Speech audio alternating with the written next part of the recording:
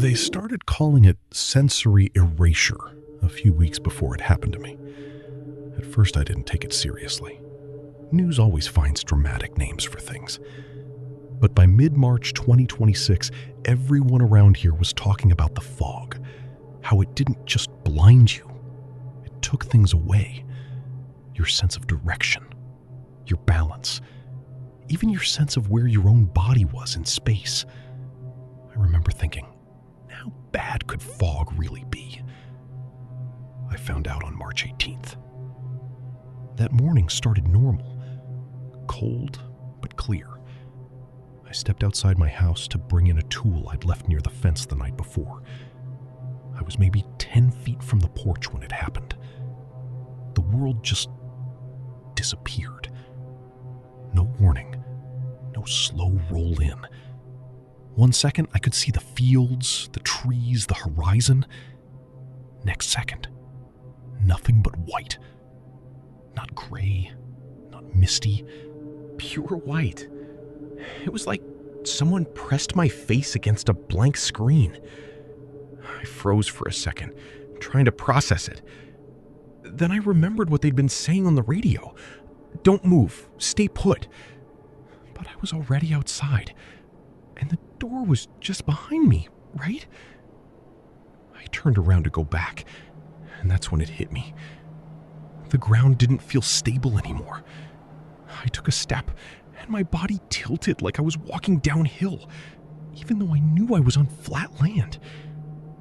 My stomach dropped, like I'd missed a step on stairs that weren't there. I reached out instinctively, but there was nothing to touch. Within seconds, I couldn't tell which way I was facing. Panic crept in fast. I told myself, just walk slowly. The house is right there. So I started moving. One step, then another. But something felt wrong. My legs were moving, but it didn't feel like I was going anywhere. Like I was stuck on a treadmill I couldn't see. I tried to focus, counting steps, keeping my body straight, but my sense of direction was gone. Completely gone. It's hard to explain unless you felt it. It wasn't just that I couldn't see. It was like my brain had lost its ability to understand space at all. After maybe 30 seconds, I had no idea where the house was. That's when the silence hit me. No wind, no birds, no distant sounds. Even my own footsteps felt muted, like they were happening somewhere else. I shouted once, just to hear something. But my voice didn't echo, didn't carry. It just died, right in front of me.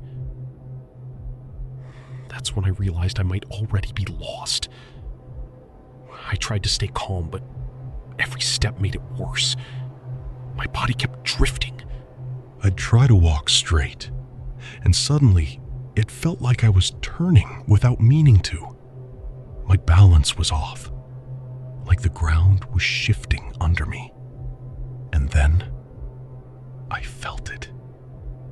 That moment when you know you're not alone. It wasn't a sound at first, just a feeling, like someone standing too close behind you. I stopped walking. Everything inside me told me not to turn around. But I did. Of course I did. There was nothing there. Just white. Endless, empty white. I laughed, nervous, shaky, trying to convince myself it was just panic messing with me. Then I heard it. A faint movement. Not loud. Not clear. But wrong. Like something shifting its weight on the ground, just out of reach. I spun around again, heart pounding, trying to lock onto the direction. Nothing. But the feeling didn't go away. It stayed behind me. I started walking faster after that. I didn't care about staying straight anymore. I just needed to find something. The house, the fence, anything. But no matter how much I moved, the sensation stayed exactly the same. Always just a few steps behind. Never closer, never farther. Like it was matching me. At some point, I started talking out loud. Didn't even realize I was doing it. Just trying to fill the silence. Hello? No answer. Just that same empty quiet. And then, I swear this is true, I heard something breathe. Soft. Slow. Right behind my ear. I ran. I don't know how long I ran. Could have been minutes, could have been hours.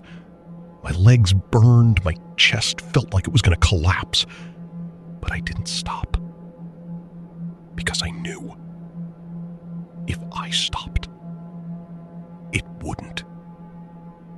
When the fog finally lifted, I was on my porch, curled up against the wall, shaking so hard I could barely stand.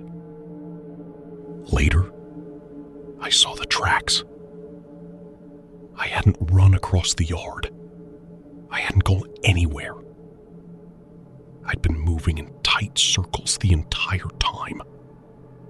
Just feet from my front door. But there was something else. Another set of marks in the dirt. Not footprints. Just disturbances. Following the same circular path I'd made. Always a few steps behind mine. Matching me. Perfectly.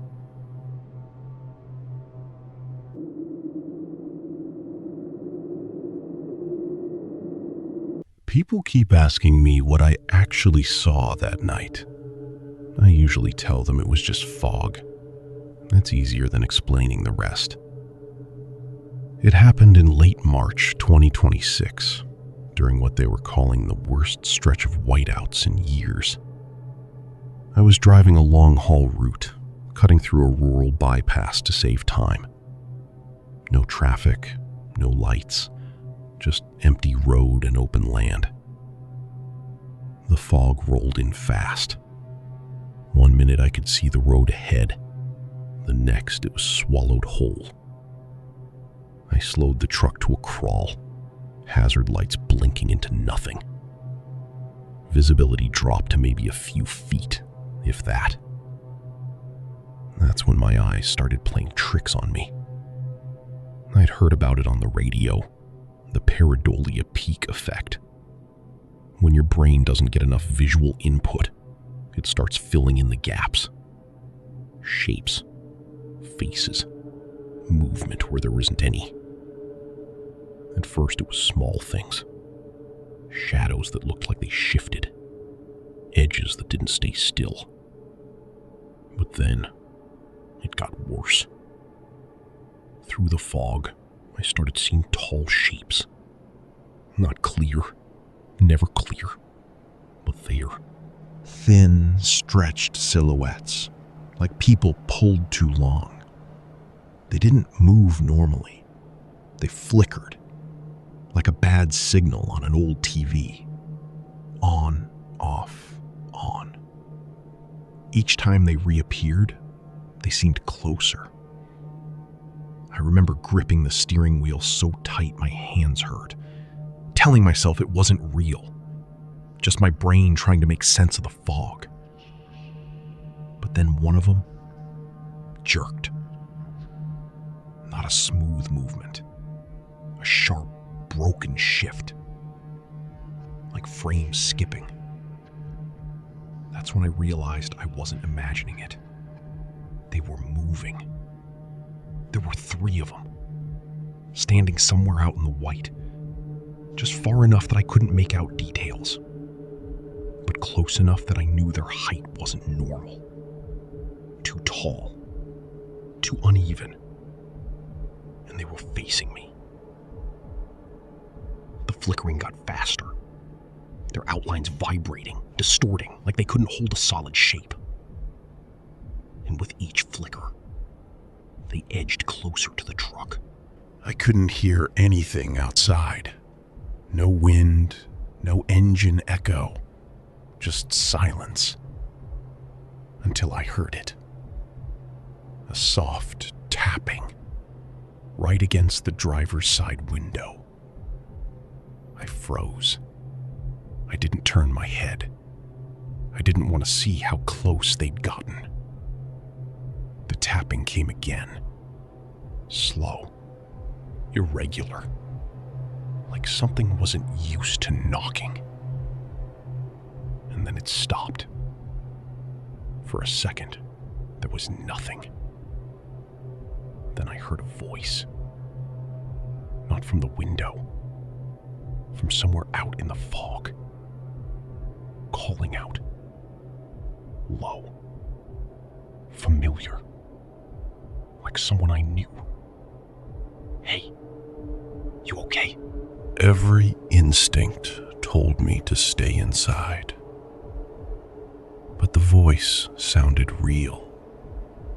Human. Close. It called again. A little farther this time. And before I realized what I was doing, my hand was already on the door handle.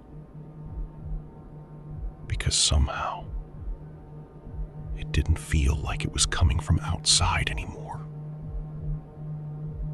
It felt like it was waiting for me to step out and follow.